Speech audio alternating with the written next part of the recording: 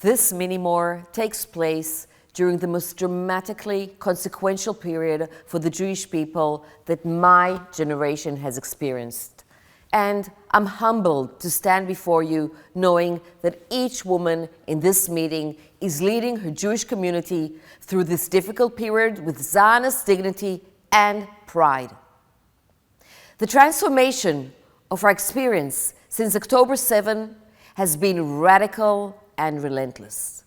So new and shocking, yet at the same time so familiar to us. It often feels like we're reliving the old story told to us by our grandmothers of the isolation and exclusion of Jewish people from their neighbors, followed by pogroms. Except today, the story is being rewritten in reverse, as a pogrom followed by the isolation and exclusion of the Jewish people from the family of nations. But this is not an old story. It's a new one, because the reality is that Israel makes it a new one. Remembering and focusing on that is what leads us back into the light. It is the torch we Wizo women hold high, like Lady Liberty does in New York Harbor, reminding us that we are today a free people in our land. Am chofshi be'artzenu.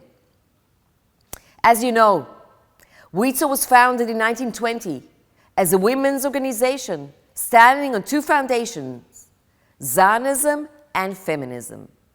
Although apolitical at the start, by 1948 we had formed a political party seeking equal rights from women, a unique phenomenon which had no equal anywhere in the world at that time. In the first elections for the Knesset in January 1949, Wizo won enough votes for a single parliamentary seat. As revolutionary an event as Israel electing a female prime minister was 20 years later. Today, Wizo women, serve not only in politics, but in every area of Israeli and diaspora Jewish life. Our collective Israeli daughters, including my own, serve in uniform on the physical battlefield, and you and I serve in our own ways on the front lines, fighting the demonization of Israel and Jews in political spaces and at conferences and in every corner of the media landscape. Ironically, one of the most difficult battlefields for us today is the women's movement.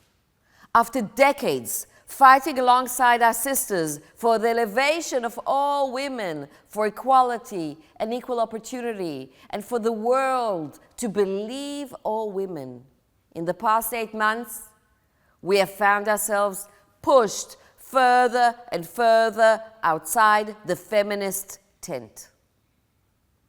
So many of those sisters we believed were our allies have stepped away from us at our great time of need. They have believed all women, except for us.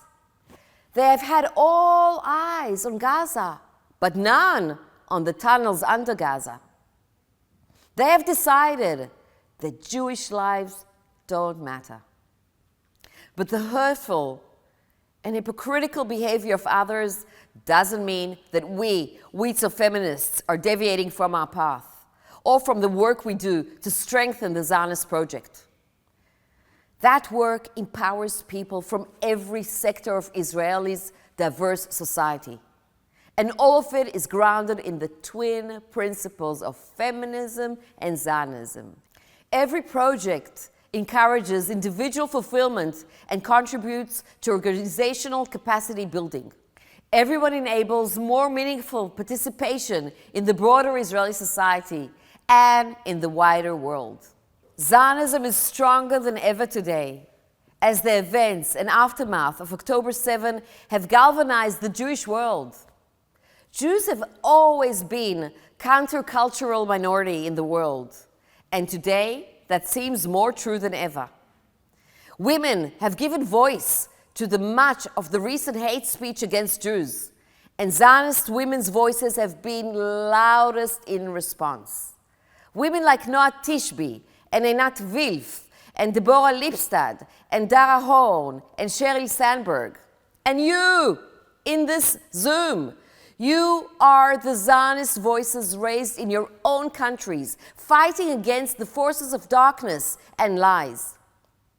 In 2017, the vicious Jew-hating Arab-American fake feminist Linda Sarsour said, "It was impossible to be a Zionist and a feminist." 7 years later, that belief has poisoned the international feminist movement. We know from the lessons of history that swallowing the poison of anti-Semitism kills movement and countries and entire civilizations. And we know that truth is the only antidote. Israeli writer Forrest Rain Marcia offered the truth antidote when she wrote, "Israel is an egalitarian state. Men and women worked side by side to reestablish the state. They fought for liberation together. There are male Zionist heroes and female heroes of Zion. My mother was named after a Zionist underground resistance organization, formed and led by a woman. Zionist men and women came to Israel, plowed fields and built home together. They fought off enemies side by side. Together, they built a country. Together, they birthed the start-up nation." Zionism and feminism go hand in hand. Saying otherwise is utterly ridiculous. All of us gathered together today know this. All of us know that it is our duty to spread the antidote of truth across the poisoned societies which we are living in, and to bring the light and life that the work of Wizo represents. This is our mission. I returned just now from my visits to New York and Brazil, to your beautiful federations, straight into what Israelis call the new high holidays, the days of remembrance and Yom HaShoah, Yom HaZikaron, and Yom HaAtzmaut. I attended the incredibly moving ceremony of Remembrance Day for the fallen of Israel's wars and victims of terror at Wizo Hadassim. I was overcome with emotion as students laid simple roses at the foot of freshly made memorial for Hadassim graduates who were murdered at the Nova Festival or killed in the war. For another generation of beautiful, perfect Israeli youth, taken from us just as they began to bloom.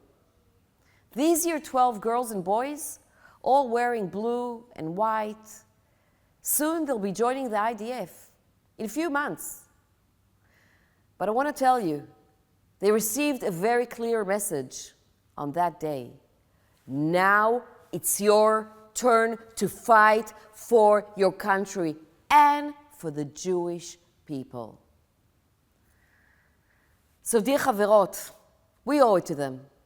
We owe to acknowledge their sacrifice and to remember the generations who sacrificed before them every minute of every day, and to do all we can to honor it.